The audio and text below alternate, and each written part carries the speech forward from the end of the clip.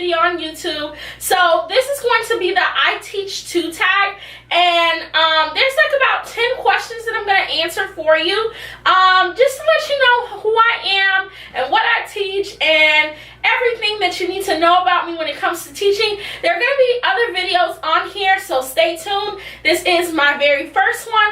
I really wanted to make sure that the video quality and everything that I put out here on my YouTube channel was going to be A1, so I wanted to wait for me to get a good camera and for me to get some really nice lights. So hopefully you guys enjoy this. So the first question says, what do you teach and where? I teach civics. Last year I taught American history and civics. I teach 7th and 8th grade, and this year I only teach 7th grade civics. And where do I teach it? In Florida. Alright, number 2, how long have you been teaching? I've been teaching for 2 years now in middle school. I did city year before that, and I did a little bit of elementary, so I'm a little bit of all the world. I am certified in K through 6 with a specialization in social studies, so yes.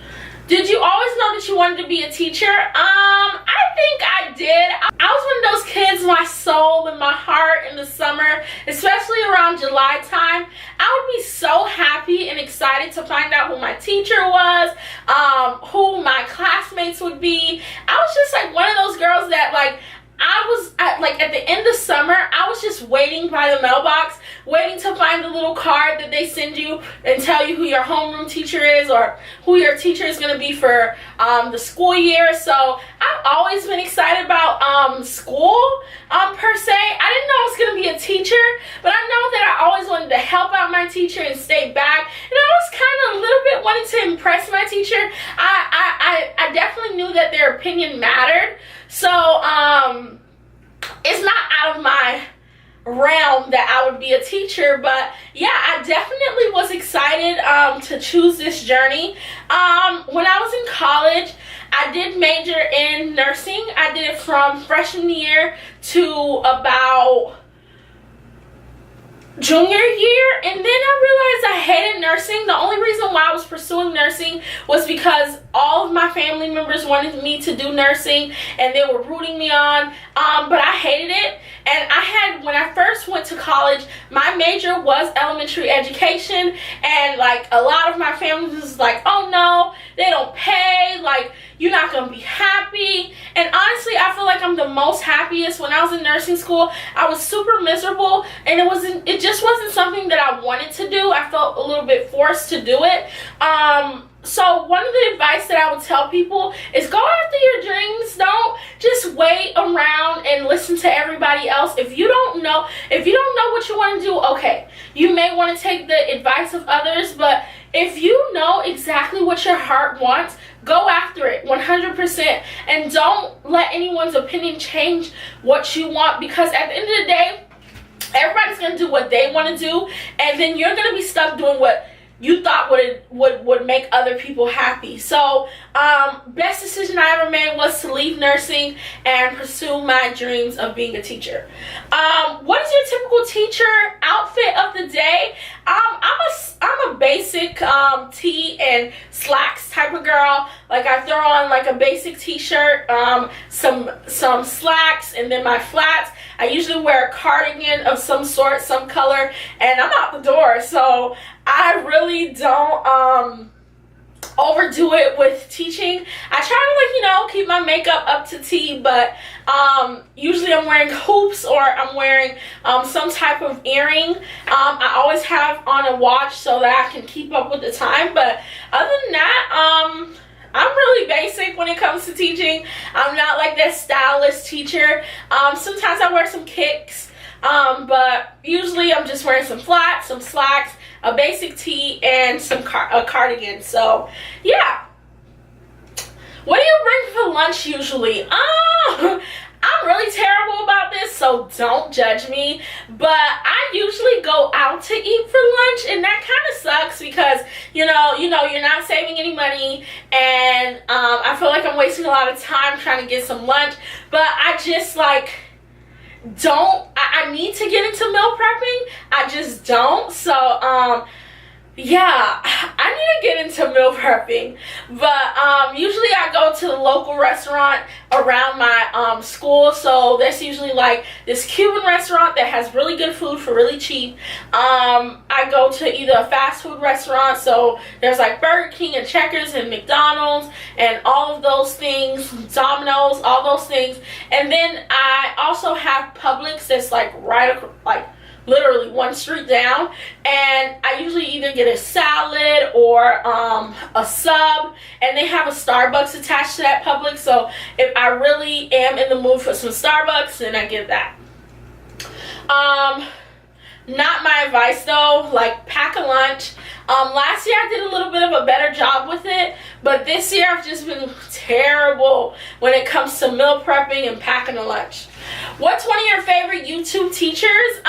When I first got into the YouTube world, like finding out what I like to watch on YouTube, I found this, well, my sister told me about this one girl. Her name was Beautifully Morgan, something like that. I'll link like her thing in the bio somewhere. And then there was also this girl named Pocket Full of Primary. She's pretty good. So, but I realized like during the school year, I don't like watching teacher videos. I kind of watch them more during the summer because I can't watch somebody else stressed out during the school year when I'm stressed out. Like, I kind of watch them during the summer for inspiration, any learning tools or tips that I can take from them. But during the school year, I'm usually watching something that can entertain me, get my mind off of school. I'm in school so much during the work week that I don't want to, when I get off of work, I don't want to watch anybody else at school. So, so usually I wait till the summer and I kind of binge on their videos and stuff.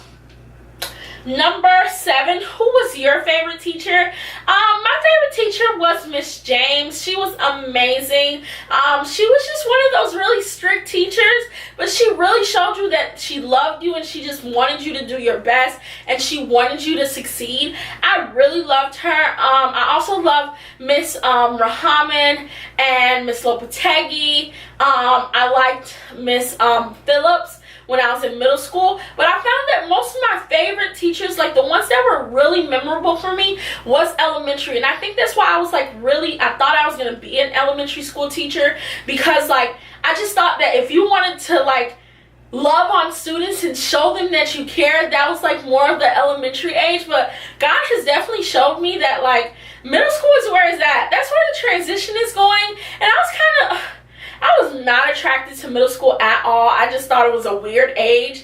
But that's like where like they're in between. They're not too grown and they're not too childlike. You can have like real life conversations with them. But, you know, they still have a heart of a child. So they're still funny and quirky and have so much of a personality. So I really like middle school now. I thought middle school was pretty daunting, but it's not. It's like really cool. So, and I think me doing city year, I met one of my favorite middle schoolers. His name, well, now he's in high school, but his name was Tommy. Tommy was amazing. Like, I think he shifted my perspective on middle school. Like, he was just so funny and so kind and so humble, but he was loyal. Like, I love Tommy till this day. Like, we follow each other on Instagram, and he's just like one of those people that he just want to see people do great. And like, he always did that. He was like, yes, Miss Jean, yes, Miss Nadirge, you cute. And then she said to me, I'm just over here with my city year jacket, and I'm barely making it. And, you know, he would just motivate me and inspire me. So I think that when I got into middle school, you know, I always kept that in mind. Like, you know, you're going to find those kids that really want you to be there and appreciate you being there. So shout out to Tommy real quick, because he's like loyal and I love him. But there's so many students that I've met throughout the years since I've gotten out of college that have just been so amazing and so just like changed my whole perspective on life itself. All right, number 8, what is the best classroom management tip I can give? The best classroom management tip I can give is very, very simple.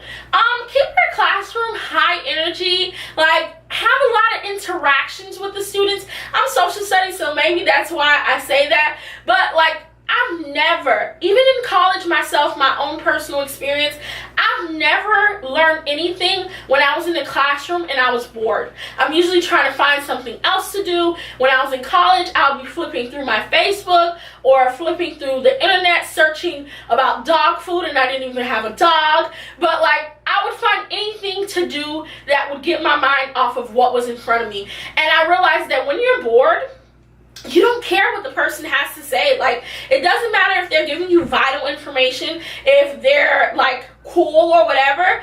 If they're boring, you're not going to care. So one of the things I realized is just like, I keep my classroom very high energy. We're always doing something very interactive. And by the time we get to the end of the class, they'll be like, it's already over, miss? Yes, it's already over. Like, it's like every day they're in shock. Like, and I'm like, we've been in school for like 7 weeks now. Like, I need y'all to stop. And they'll be like, no, miss, like, we just got in here.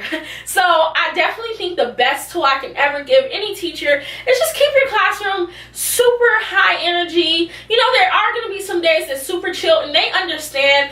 There's going to be test days where you can't keep it like as high energy as you want, but like for the most part, you should be like giving all that you have for every period of the day that you have it, because the kids really learn, and they really want to come to your class. They're not trying to leave, go to the bathroom. They're not trying to get out of class. Like, they want to stay. They be like, Miss Jean, can I, like, I don't want to go to, and I'm like, no, you got to go to your next class. So I definitely think that is the best classroom management tip. Just keep them, like, I like to just keep them going. Like, I like to keep it high energy. I like it going and going, because they're not going to try to distract other students. They're not going to try to get you off task or get other students off task.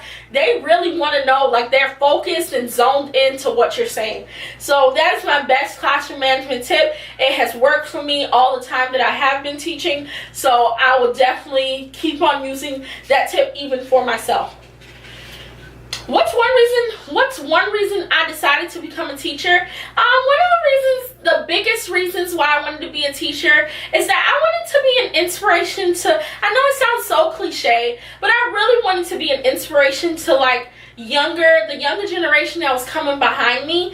I want them to know, I want all my kids, like all my students to know, like, whether you're black, white, Hispanic, whether you're small, big, medium size, whether you're light-skinned, dark-skinned, whether you are from immigrant parents or you're not, whether you only speak Spanish, whether you only speak English, or you only speak Portuguese or Chinese or Creole, whatever you speak, whatever makes you different, you know? Those are the things that matter. You know, don't take away from your personality. And I think I teach my kids think I'm just like they don't understand me. I'm just like this big mystery mark.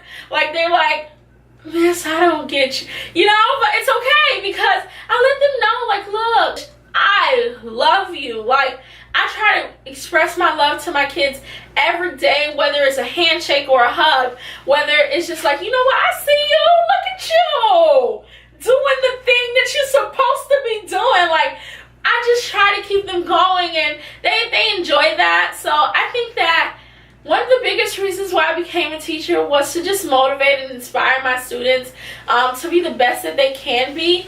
One of the other reasons why I became a teacher is because when I was younger, I'm a little sister, by the way, and when I was younger, I always wanted a little sister or a little brother. I always wanted to, inspire someone, and I felt like I didn't get the chance to do that because, like, I was the little sister and nobody wanted to listen to me. Being a teacher was the closest thing to that, and I would have younger people that I could inspire and, you know, motivate and be a little bit of a role model too. So I really wanted to be a teacher for that reason.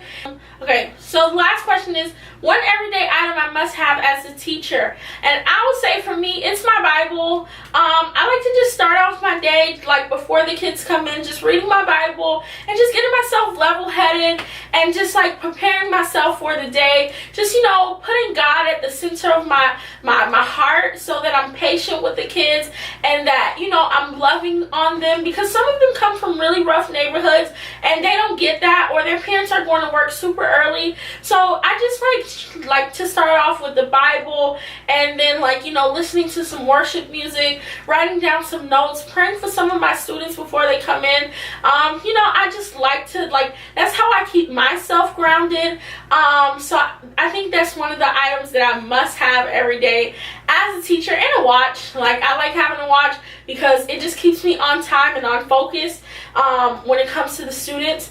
So yeah, that is my teacher tag. I hope that you guys enjoyed. I love you guys to the moon and back. Stay golden, and peace and blessings.